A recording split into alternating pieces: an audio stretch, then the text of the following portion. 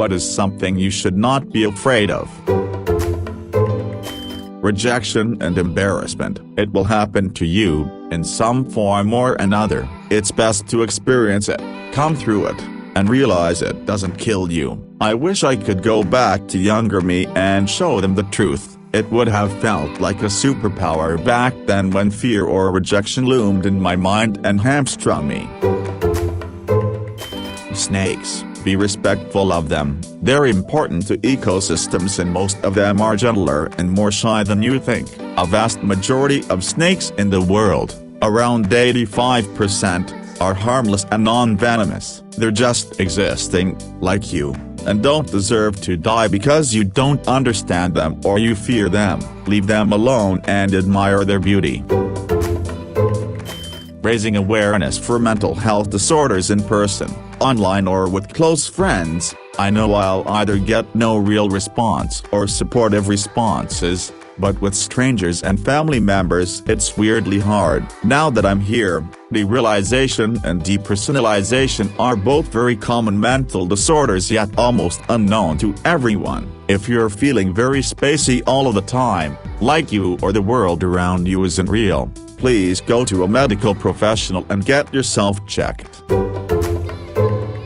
Sharks. I'm terrified of sharks and always have been, but I've learned it's a very silly fear. They are extremely advanced predators, and we're not their prey. They know it. Most shark bites on humans are mistakes, but after years of learning about sharks, this was the one thing that really made me start to let go of my childish fear. Sharks are precise, fast, ambush predators. If you see the shark, then it's not coming for you. If it was, you'd never see it. It may sound strange but, for me, this helped me let go of some of the fear. Concealed handguns carried by law-abiding, good-hearted, human life-respecting U.S. citizens. Many of us just want to protect ourselves and our families from people who don't abide by the same moral code. Many of us have no desire to actually shoot someone, same as having no desire to have to use our fire extinguishers or catastrophic health insurance. And I would never use a gun to protect property, only innocent human life. Most armed Americans do not deserve to be feared. The IRS. They are not out to trick you, trip you up by malevolent means, or throw you in the pokey, unless you deserve it. Form W4 is not a math test. There is more than one right answer. We are not living in Hagar the Horrible's world. No one is going to knock on your door at 3 in the morning and haul you off for back taxes. And for God's sake, it is not a virtue to overpay your taxes, and not a sin to have a small balance due at the end of the year. Spiders, and bugs in general. Unless you live in Australia, there's only a few with medically significant venom, meaning it would actually hurt you, and they generally avoid humans. The brown recluse is called that for a reason. Most spiders won't bite unless you're actively antagonizing them, and some smaller ones can't bite unless you're literally squeezing them. Fun fact: no deaths to black widow bites have been reported in the United States since 1983 despite about 2.2k people being bit every year. Serious death. It's inevitable, and a part of life. This world is shitty. Why wouldn't it end with something horrible? Just focus on enjoying yourself. Also sharks. They don't deserve to be killed by the million, and they seriously aren't going to try to kill you. If anything, they are doing a test bite because they don't know what you are, and we taste bad to them, so we aren't the meal of choice. Rejection. Some people just don't like certain kinds of people. That's not a reflection on you or that there's something wrong with you. It just means that you have characteristics that someone else doesn't like or value. Not everyone was meant to mesh together, and someone can like you for the exact same reason someone else hates you. Don't ever take rejection personally, especially if someone is doing it by acting like you're wrong for being the way you are. the darkness of when I go up the stairs. I don't know why, but at night I turn off the lights, and the second I am on the second stair I panic, and images of something grabbing my foot or my army. I glance back. Nothing, but I just scared and ran up the stairs. This had caused me run up the stairs with boiling hot tea in a hand, which on a good day hits my foot, on a bad day my face. Public speaking. Half the reason, or more, that people are scared is because they are taught their entire lives that they should be scared. It becomes a self-fulfilling prophecy. In most situations where we find ourselves needing to address a group, nobody is hoping to see you fail, and they all can empathize with being in your situation. The other half of being scared can be attributed to a lack of adequate preparation. Know your material, know your audience, and above, don't reinforce the fear. This rejection should not be seen as a personal attack on your character. Nobody likes everything. Everyone has a type. You're not someone's type, that's fine. Thank you very much. Go find someone who is. Embarrassment sucks, but I find laughter to be very healing and good for the soul. The second you are able to laugh about it yourself, everyone laughs with you, not at you. Then it's resolved and you can move on. No, but seriously, roller coasters, as long as the thing isn't like well over 50 years old, and the park with it isn't criminally negligent, you'll be fine. And even then, pretty much any really old one that hasn't been closed is going to have to be really safe. Coasters are required to have all kinds of safety precautions and stuff that click click click as you climb up the hill. That's locking the coaster into place, so that, if something does go wrong, you don't fall back down. They also have sensors and cameras all over the place to make sure everything's operating properly, and that trains on the coaster never get too close to each other. When a ride gets stuck, 95% of the time it's the ride stopping itself because of something told it there may have been a problem, which is often something minor and quickly resolved. Seriously, these things wouldn't be allowed to operate if they weren't safe. With some seating nearly 2,000 people every hour, it'd be a massive liability if they weren't secure and safe for guests. Karaoke. Unless you're talking a competition, there is absolutely nothing to be embarrassed or afraid of. 97% of people are going to sound bad. You'll have folks that are talented or trained, but they're not that common. It's about the fun and acting like a famous rock star for a few minutes. I can only remember a handful of karaoke performances that I've seen and zero singers from countless karaoke events. Time can heal things, help you move past them. Time can move you away from those who hurt you, or push you away from a situation you don't really like. Sure, time can run out, but we don't know what happens after. Surely finding out, moving on from all of this, should be something exciting, an adventure with no stories to explain it kinda deal. Public speaking. 80% of the people aren't even listening. 19% are listening, but will immediately forget everything you said. 1% are just trying to get the basic gist. Nobody gives a crap if you stumble or misspeak, and ironically, the main cause of people doing a bad job of public speaking is that they are too nervous about doing a bad job of public speaking. Defending yourself. I'm not saying getting into a fight, but standing up for yourself.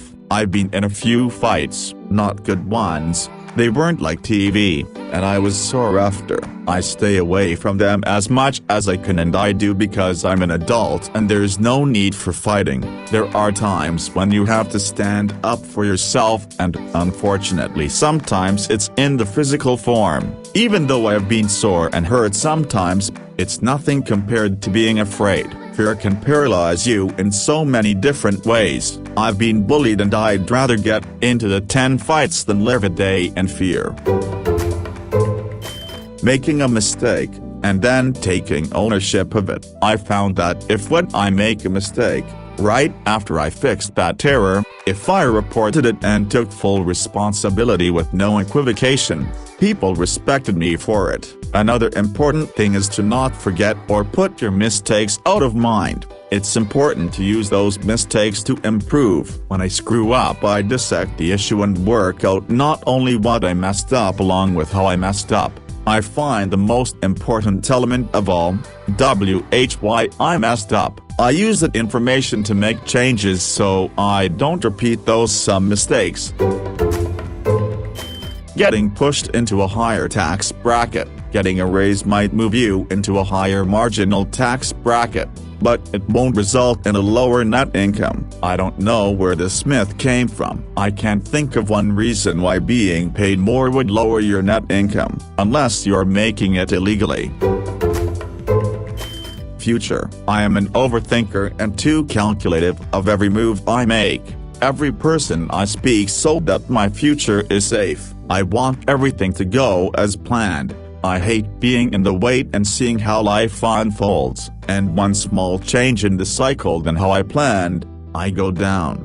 Fear, anxiety, tension, gets unbearable. People don't be me, go with the flow. It's okay if certain things don't go as planned. Stop fearing future. Once my sister came home from college and sneaked into my room to surprise me as I was fapping to a solo Abby Winters scene, and I heard her go, "Ooh, she's cute," as she placed her hand on my cock, which immediately came from the shock, fight or flight response to being caught. She laughed so hard she had to chew on her t-shirt to avoid mom and dad coming in the room to see what was going on. Then she put it in her hair and went on camera and Diaz. Spiders. There are more than 43,000 species of spiders, from which around 30 of them had been responsible for human deaths. People should just do a little research about the dangerous ones on the area they're living, traveling to, and be with peace with those little creatures. I mean, they eat mosquitoes, the deadliest animal to humans. Being rude. In order to remove yourself from an uncomfortable situation, listen to that little voice in your head that says this isn't safe and don't worry about pissing people off. Took me years to accept that I don't have to be nice to strangers if I feel uncomfortable. Predators look for those kinds of people that are worried about making a scene. My safety is more important than your feelings. Fear. Fear is really important. Fear is a complementary informational channel you can use to have a better feeling of a situation without understanding it in the whole. Lots of people I see teach the kids not having fear. Fear is so important as long as you are not afraid of it, because too much fear is freezing you. Something I don't think that any of us should fear, but that most of us likely do, is death. A lot of old views of death are instilled in us through religious views of the afterlife, and while I've mostly detached myself from the religion I was socialized into as a child, I still find myself holding onto the fears that it created. I know that death is inevitable, that the fear of dying only prevents from fully living. I am particularly anxious about the topic, and yet I find myself mourning the people around me and even myself while we all still live.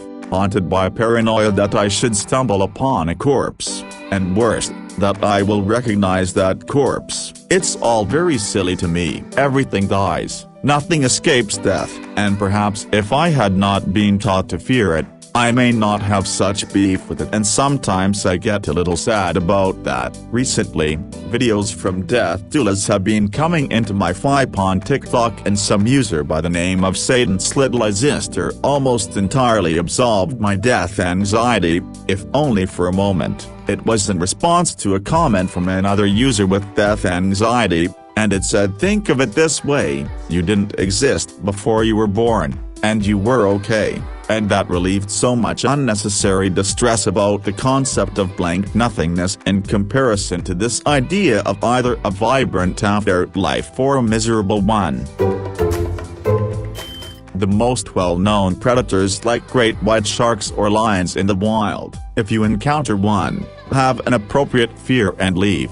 but a general fear of them existing and spotting you is worthless, as they're not the kind of animals that will want to have an interaction with a creature they don't understand, humans, the first time. Also, they're going to be aware of your presence long before you know if they're so if they decided to attack. It's a done deal. Polar bears though, they know you're good food even if you're the first human they've ever seen in their life. Flying. I logically know it's safe and all the stats, but some part of it still freaks me out. Basically the lack of control. It's so dumb because it's not like I have control in other aspects of my life either. I ride a motorcycle which is like 27x more likely to kill me than driving, and I still feel safer on the bike than in a plane. Hate that despite me knowing better I still get nervous.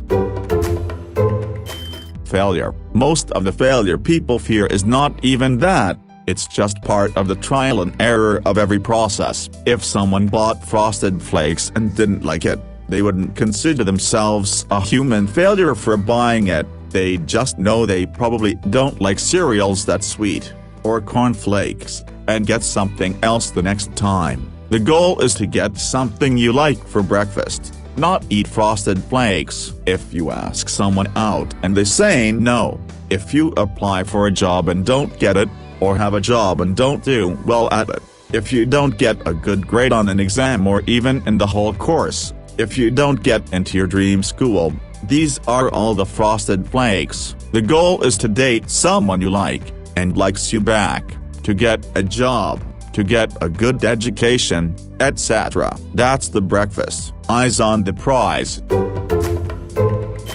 Do not be afraid of going through the process of learning. I remember when I started learning how to drive, I just could not reverse turns and stuff, and my instructor used to get super frustrated at me. In turn, I felt bad cause everyone in my family is an excellent driver, so I thought I would be too, but I just wasn't able to do something so damn easy. I took the exam before I felt ready for it, and I failed. I felt like shit cause none of the people I knew had failed their driver's exam. It all got to a point where it was so stressful and anxiety-inducing that I had to take months off from it cause I just couldn't get over the feeling of failure. It was a few months later that I opened up to my family about it. Turns out, they were shit drivers too. They started telling me their stories about that time they couldn't park their damn cars and how they had annoyed that guy in traffic by driving damn slow cause they were paranoid. All this made me realize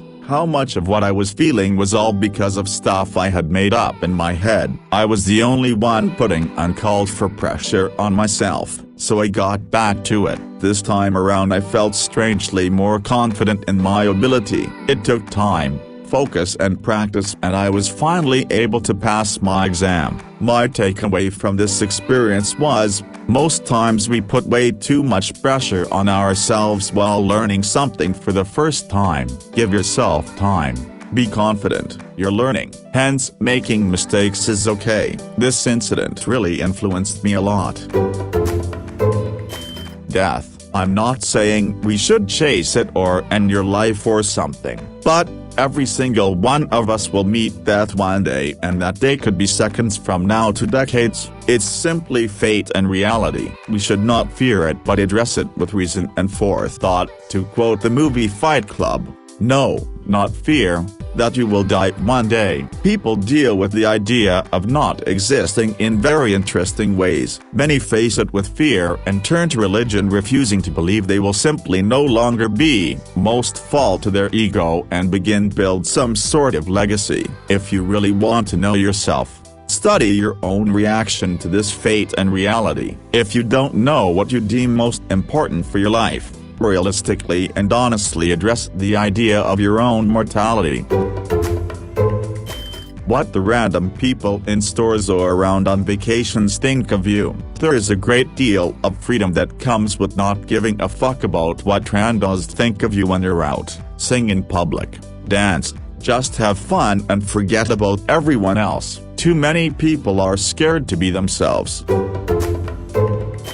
Ironically, given the social media buzz saying otherwise, running into other people or helping them while backpacking or camping, as well as getting lost or kidnapped by the supernatural. Statistically speaking, the odds of something horrible happening to you while hiking or camping is very low if you discount instances of issues caused by the stupidity of the person out there. Most people who get lost did so because they are idiots. Most people get hurt because they are unlucky or make a stupid mistake. If you go out prepared and knowing what you are doing, you'll be fine. If you encounter someone out in the woods, they will most likely be friendly people who are excited to see others enjoying the great outdoors.